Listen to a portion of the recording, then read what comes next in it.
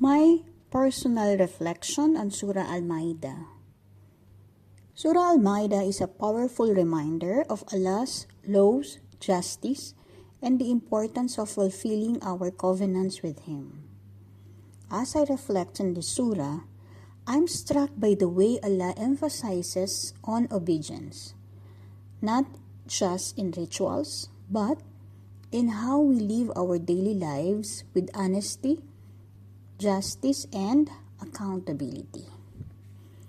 One of the most impactful verses for me is chapter 5, verse 1. "O you have believed, fulfill all contracts. Lawful for you are the animals of grazing livestock, except for that which is recited to you in this Quran.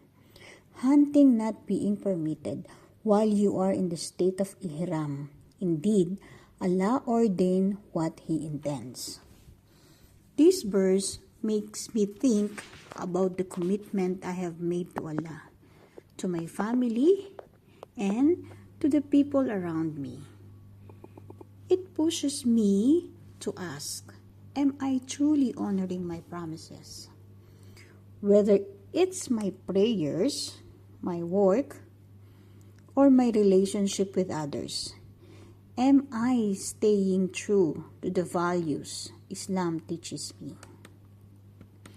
Another crucial theme is justice, which is in chapter 5, verse 8. "O you have believed, be persistently standing firm for Allah. Witnesses in justice, and do not let the hatred of a people prevent you from being just. Be just that is near to righteousness, and fear Allah. Indeed, Allah is fully aware of what you do."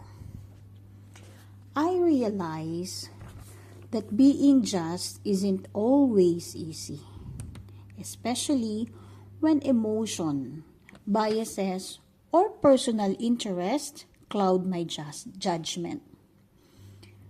This verse reminds me that my loyalty is first and foremost to Allah, and that fairness must prevail, even if it is against my own self or those I love. Surah Al-Ma'idah also speaks about the concept of taqwa, the consciousness of Allah. It pushes me to reflect on whether I truly care that awareness of Allah in my heart.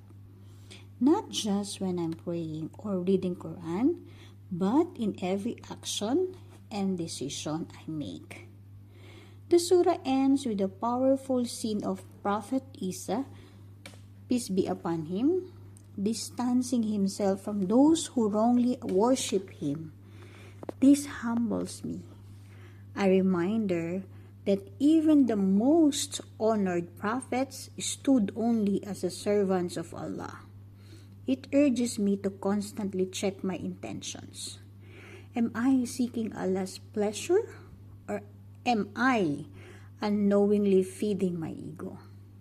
Ultimately, Surah Al-Ma'idah inspires me to strengthen my relationship with Allah by honoring His commands, standing for justice, and keeping my heart aligned with sincerity and humility.